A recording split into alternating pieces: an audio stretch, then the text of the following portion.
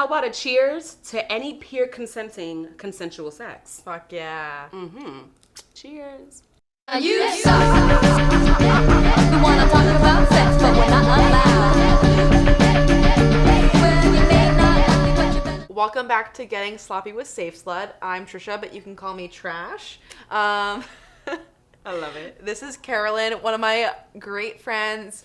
She also is a herpes queen, is also an erotic writer, and is an icon.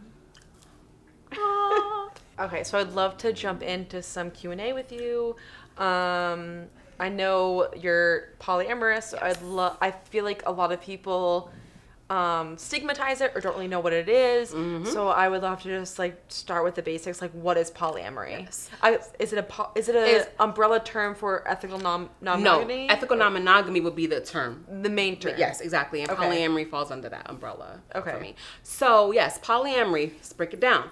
Poly, multiple, amory, loves. So it's a person who has multiple loves. Okay. Now, they can be romantic. They don't necessarily have to be intimate loves. They can just be people who you consider yourself close to on a higher, more connected level. But essentially, and the basis of it, that's what polyamory is. I exercise my polyamory on a spectrum of solo poly, where my relationship with myself is the highest relationship on that hierarchy.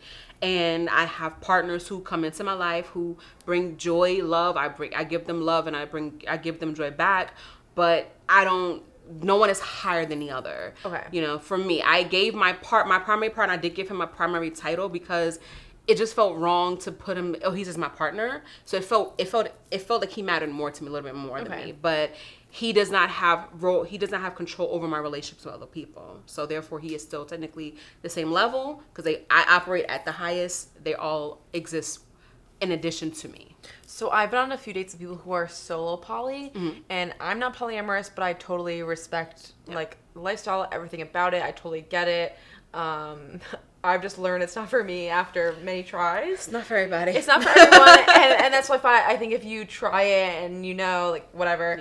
Yeah. But I think if I were to be poly, I think solo poly is where I'd probably fall in the line of that. Yeah, if you want to talk about solo poly. So pretty much, if you think about other relationships, I have my boyfriend. Most people outside of under the poly umbrella, you have your boyfriend and girlfriend, which is your monogamy. Then you have, let's say you have say the girl has like another female friend, a female companion, that would be like she's bisexual, and then they could be either a triad at that point, where if the other girl is also bisexual and likes the male partner, they may from time to time engage.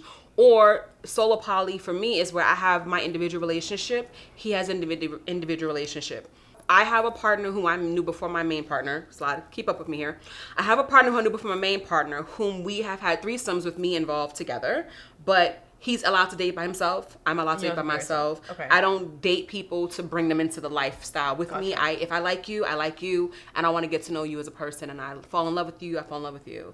And he has a free will to do the same exact thing, you know. And that's a big rule for me, is the honesty of it all. Is just just love who you love, right, and just be as careful as possible. Again, right. There's no such thing as safe. It's always going to be something that can go wrong. Safer practices, yeah. safer, and even not even a sexual way, with your heart, with your mind, with your intentions. Right. Just be honest and upfront, and let the person think. The huge thing about being solo poly and ethical non-monogamy is the upfrontness from the very beginning. It's not I'm dating you, and then, because again, a person who is not of this lifestyle or love style will automatically assume that once they've reached that place with you, okay, now we're going to be together ourselves, and the other person's going to go out the way.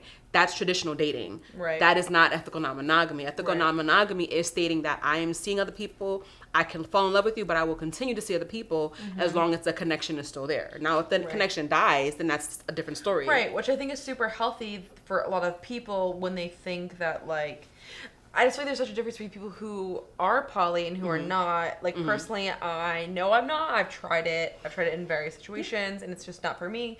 I think once you know it's not for you, that's great. You know. Fine. And there's a beauty in knowing and owning that knowledge. Like, I know it's not for me. I don't have to try no more. There was a part in time where I was like, fuck, I'm trying so hard because I want to be this. So I feel like it's cool. See, that was me on the reverse. I was trying to be monogamous for so many years, and I'm like, this is not working for me. Like this, and like we all gotta just like end just trying to be cool, like just be who you are. Like it Exactly. it took me so long to feel that way. I would love to ask you, because I know in your book From Behind the Glitter Curtain by Carolyn Tony that you can get on Amazon.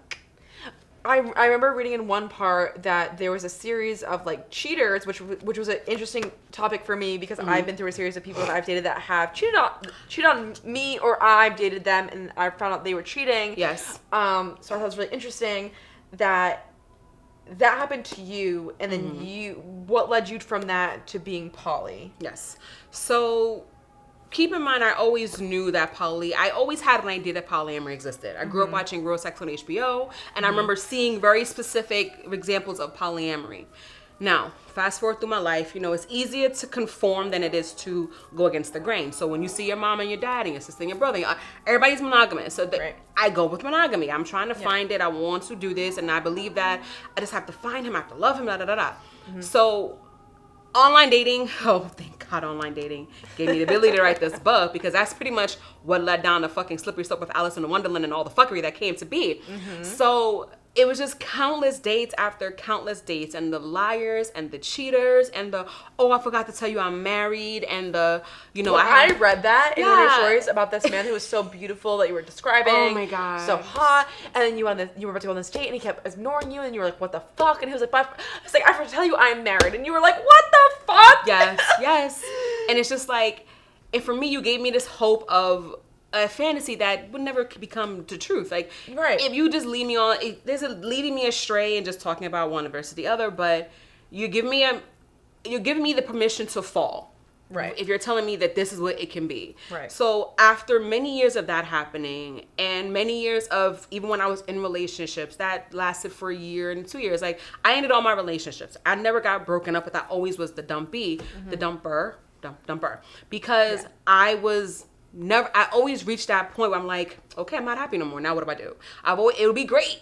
And then I reached that point again, and every single last one of them, there was never a relationship I'm like, this is perfect from beginning to end, because if that was, I would still be with them, You would right? still be with them, exactly. So I always reached that point, and then I realized that maybe it is me, and not the me in the way, maybe it's you kind of blaming thing, but maybe it's something that I want that I'm not getting because I can't get it with one person. And then I was like, okay, so I started researching it more. I was a part of a writing group before the world ended, and one of the writers, he was working on a book about polyamory, and I kept hearing about it. I asked him about it, and he like broke it down to me, gave me some pointers, and like, if you want to do this, just explore it. I remember we met over the summer. Yes. And you were like, I gotta go home and write a chapter of my book. And I was like, Yeah. a book? What are you talking about? And then you're also talking about, like, and then you're like, yeah, I'm gonna write about also, I went to a sex party and I'm also gonna talk about this. Yes. And I was like, wait, All of what? it. All of it. I just got diagnosed All a of few it. months ago. What are you talking Yes. about? Like, all of this. So pretty much after the many failed encounters, I walked in, I tried it out to see what would happen, and from the very beginning, from the first conversation to me taking a hiatus for 9 months and not dating, getting rid of all the apps, I found, you know what, okay, this is what I am, this is who I am. So my mom, I was like, Mom, this is what it is. Not that she needed to know, but like I felt, I'm gonna be honest with myself. I'm close to my mom too. Yeah, I want to talk about it, you know? And so it was really that conversation. And then the first thing I did, I walked into a sex party, and I was like, okay, so I like having sex. I like testing the waters and being watched sometimes. I like watching people. So once I decided that this is what I am, the next step was me, once I decided that I was polyamorous, the next step was me to I wanted to check that bisexual box, because I only had two experience with women before. And I knew that I always liked women, but having the herpes and not being able to talk to women and not being one in this, all of the different things, so many factors. I was like, the best way to do it is to go to a sex party. I can eat pussy, and therefore there's no risk to her, and because I have genital, I don't have oral, so I was like, I can go eat pussy and be perfectly, and see if I like this. And went to the party, ate some pussy, had some sex. I'm like, okay, I like this. I'm in. Full throttle, best decision I ever made. Like it's been like a complete 180. Like I haven't shed a sad tear. I mean, I shed some sad tears this week. That's not social media related, nothing relationship wise. You'll find in the book. You'll find in the book. But I haven't shed a sad tear since I became polyamorous. Amazing. Not one. Yeah. And how do you go about being herpes positive? How do you go about those situations? That's a huge thing. Yes. I feel like people have asked, because as I'm not poly, so people ask those questions. I'm like, I don't know how to answer that. Like that's, that's. So pretty much when I first went, when I wrote my first story, I instantly changed all my Instagram and social medias because everybody has social media now. No one asks for your number, they ask for your Instagram handle. So it's right there if you have a question about it. So pretty much that's how it often is, how I bring up the conversation. For sure. If it's a person whom I feel they haven't connected me to social media, I try to make it more of a conversation on sexual health. Like, it's not, for a long time, I used to always not consider their status towards mine. I used to think that I was the worst option on the table. I have herpes. What can they do for me? As if herpes is some shield of anything else. It's not. You can still get something. It's a two-way conversation. You can still get something. Exactly. So for me, it's more or less, so when's the last time you were tested? What are your practice? What do you do? And again, it's an honest conversation. I used to be like, well, let me see your results. I don't do that anymore because I just don't. And it is what it is. I own that decision. It's your decision. And it is what it is. I own it. So, pretty much I just have the conversation with them and I make it a very transparent situation. Now, granted, what they do with their partners beyond that, if I'm going through the methods with you, I'm hoping that you're going through the methods with your other partners. I have no clue, but I'm owning that. But at the end of the day, you don't know what your monogamous partner is doing either. They could be saying one thing and doing something else. So at the end of the day, if you're going to be intimate with somebody, it's a risk, period. Exactly. You can't check in any form. In any form. Is a risk. Unless you're on a spaceship with no one else around. Unless you're Sigourney Weaver on Aliens. There you go. Yeah. Exactly. There's something else around. You can't control that all. Yeah. Another question that a lot of people had was, this is a huge thing. How do people deal with jealousy and non-monogamy? Okay, so for me, I can't say with anybody else. So I'll piggyback a little bit. Yeah. Huge red flags. If you are with somebody and they control what you can and can't do in the confines of your relationship, that is a red flag. Men, women, any genders in between there. If you're dating somebody and they say, well, you can only date this gender, you can't date that gender, but you have the desire to date that gender that they saying you can't date, that is not an ethical non-monogamous relationship and you need to walk away. Yeah. Too often, it's a lot of one-sided men trying to have multiple women, but they won't let their women have multiple men. Right. And I'm like, if you can have multiple pussies, I can have multiple dicks, and vice versa. You do what you want. So that's how I start there. I feel there's multiple times where I've been in a situation where it's like, like if you're like a little bit bi, like you're like, oh yeah, you can like hook up with a woman, like that's hot. Yeah, my sexuality with someone, a guy. No. My sexuality is not for your pleasure. My sexuality is mine. If I want to eat pussy because I want to eat pussy, I may not want to eat the pussy that you want to eat. Therefore, I'm not sharing with you if I don't want to eat it. So that's that right there. Now, how do I deal with my jealousy? I really do not get jealous. You don't. I love seeing my partner happy, period. That's beautiful. And for me, as long as he's happy, and because at the end of the day, I know that there are things that I don't want to do. I don't feel like it. And I don't want to feel like I'm holding him back from feeling and exploring those things. So for me to allow him to do that, that's fine. He hasn't gotten to a place where he's met someone who's on my emotional connection with him. When that gets there, we can revisit this conversation. But as of right now, it hasn't been that way yet. It's been mostly intimate, which is fine for me. I am of the don't ask, don't tell, because I don't necessarily want to know everything that you're doing all at the same time. Okay. As long as I know that there is somebody, that's all. As much as I need to know. So in that case, is that more, instead of poly, is that more by definition an open relationship, where it's like you can hook up with people and then not talk about it? He could do that. So that is, again, that's a tangent. Right. But I'm dating with the goal to like and to love.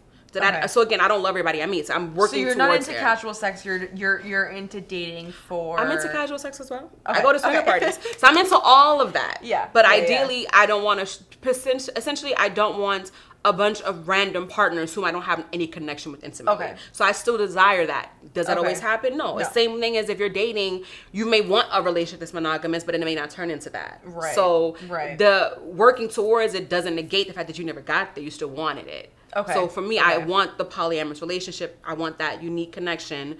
If we don't get there, we don't get there. But I know that we were building towards something for a moment, and then it may stop short, but you still went there. Exactly. It was the intent. And then has there been any issues with having herpes with that, or has that kind of just been?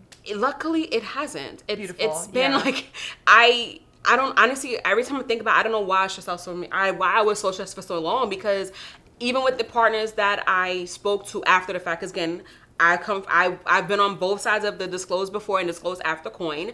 And even with the partners who I said, hey, by the way, just so you know, this is my status, they were like, oh, everybody has it. And I got that so many times. I'm like, why am I stressing this? Right. Because that's the 95% response I got. It was just, Which same here, even in like polyamorous, not polyamorous, monogamous. I was saying fucked up. I'm like, what the fuck am I saying? Monogamous situation. Monogamy. But I just feel like I feel like there is something to be said about living in New York City. About people are way more open-minded, yes. regardless of like what sense of which way you're going. Yes, exactly. There's something to be said about that, but I just like in a way, regardless of not, I think that's still really great that we're getting these responses. Also, boundaries in a polyamorous relationship, what does that look like? Okay. So every relationship dynamic is different. You can set up the rules and boundaries within your relationship.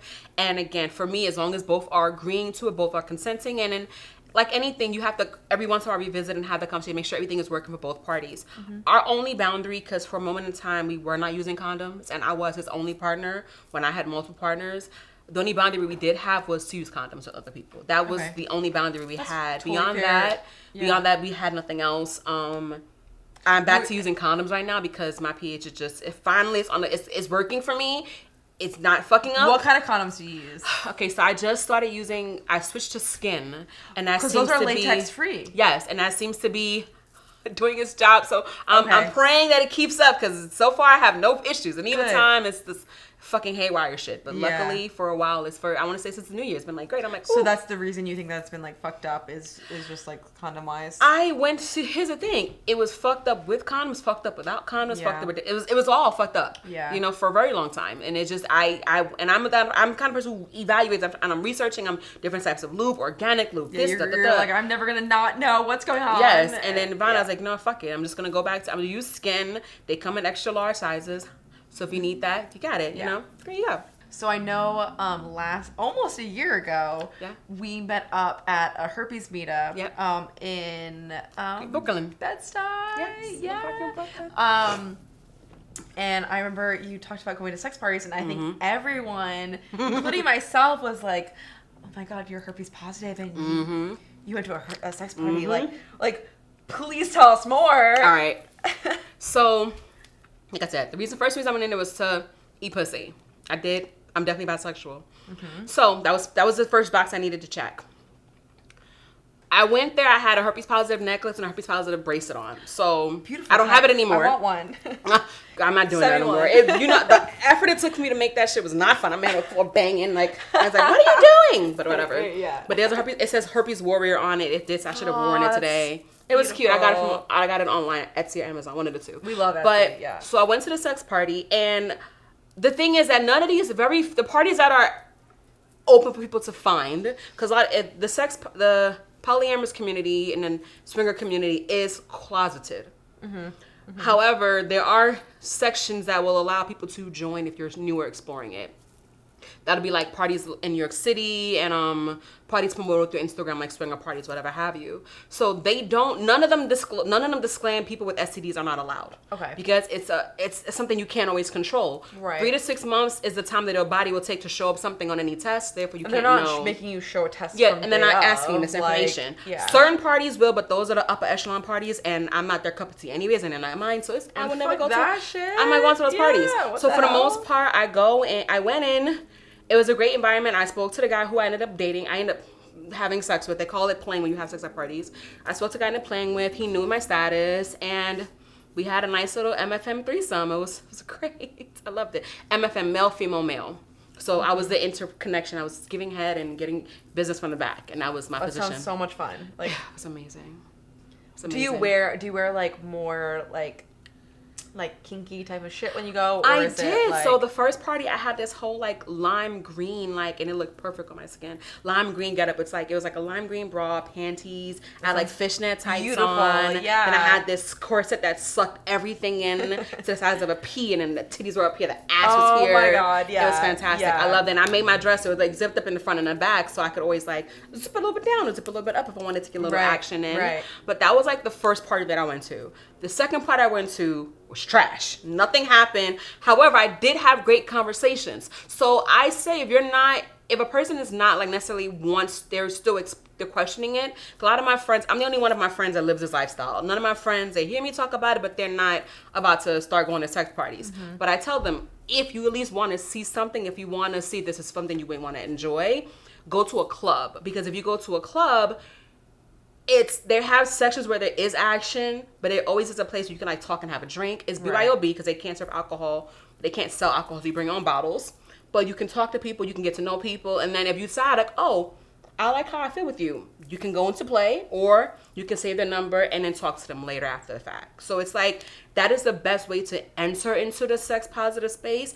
And there's also a great club that I became a member. I haven't been to a party yet, but it's NSFW, New Society for Wellness. Is it in Chelsea? I just like yes. all the, okay, I was gonna say, I feel like all the fucking sex parties are in Chelsea. That's actually the only one that says like, if you have an STD, we expect you to disclose to your partner. Which I think is great that they say that, because I think if they're encouraging that, then I think if people are more open to say that, then exactly, you know, exactly. And I know people not too much from like the kink scenes. I've never been to a sex party in New York City or anything, but I know people just from like going out for as much as we can in New York since I've been here who are into that, and I was like having conversations with them that are just like, if you're open about it, like people, it's like people don't really stress it, and especially if you're so sex positive, then you know about it, and you're so more open about it. Exactly.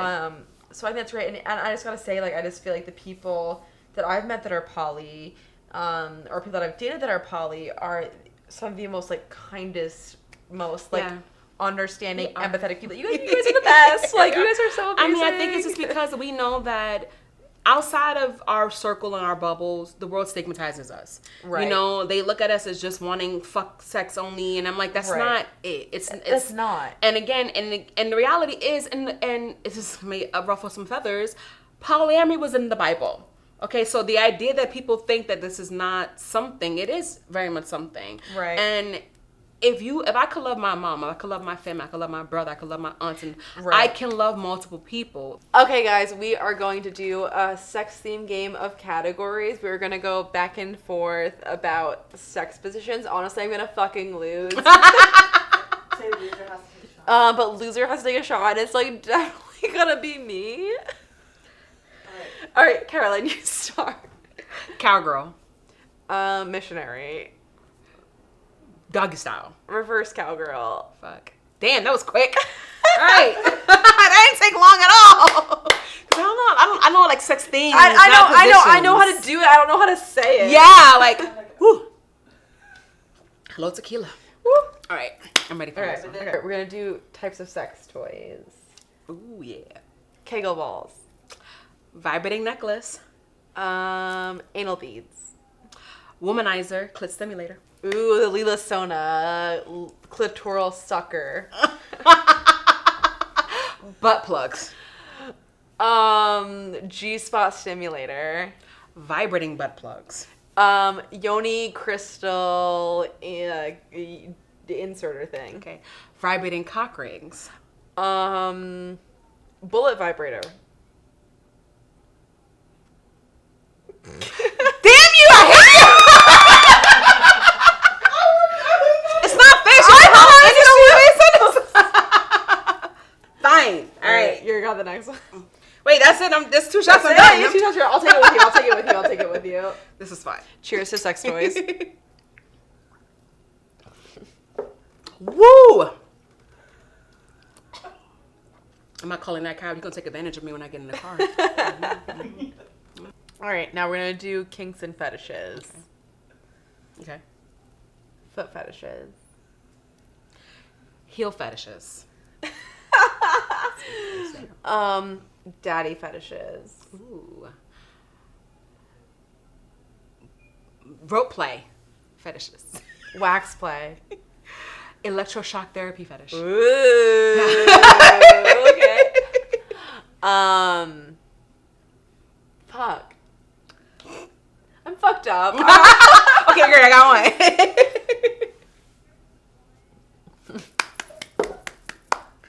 Woohoo. Thank you so much for coming on. Thank you for having me. Yes, you were so informative, and I think it's really great that people who are HSV positive are able to feel way more comfortable being poly, and that's amazing. Live your life. Just be honest. Spill drinks. It's okay. Just lick it up. Get you a sub. Have them lick it up for you. It's no problem. Get us up to lick it off the floor. There you go, baby. Do it. Do it. Loves it. Yes. Thank you. And Look it also buy Carolyn Tony's book, From Behind the Glitter Curtain, on Amazon, Apple and Books, Apple Books, and BarnesandNoble.com. and BarnesandNoble.com. You suck.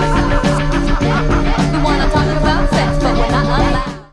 I actually went to a sex party, and it was a BDSM theme party, and so there was this guy who got abused. This is my first time actually seeing a BDSM party in person, and normally I think of when they show the movies, it's not like the movies at all. So he lays on the bed, and this girl comes out. She has like a list. She has like pretty much a whole host of instruments.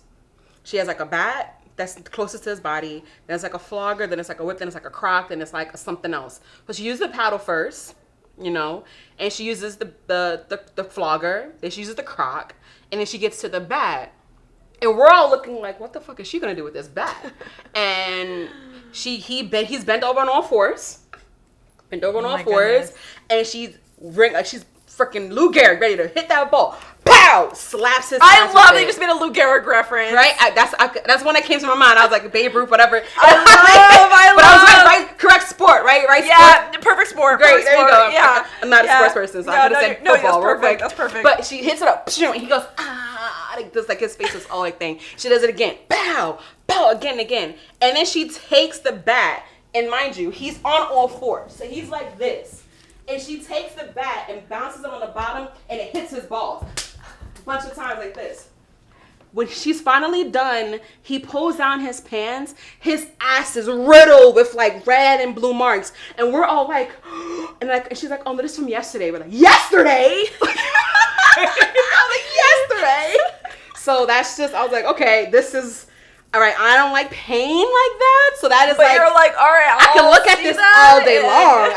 I'm not doing that. I'm a 2 slaps per ass, rubbing 2 slaps per ass, and rubbing. You would smack I'm me that girl. once, smack me twice, I'm a bitch. Yeah, you're like, we should have a little massage in between. But I was like, wow, all right, this is people like. I mean, I will not yuck someone else's yum. They like it, they like it. I'm just in spectacle of it all. Like. Hey. That's beautiful. I love that. Yes. I love that. You suck.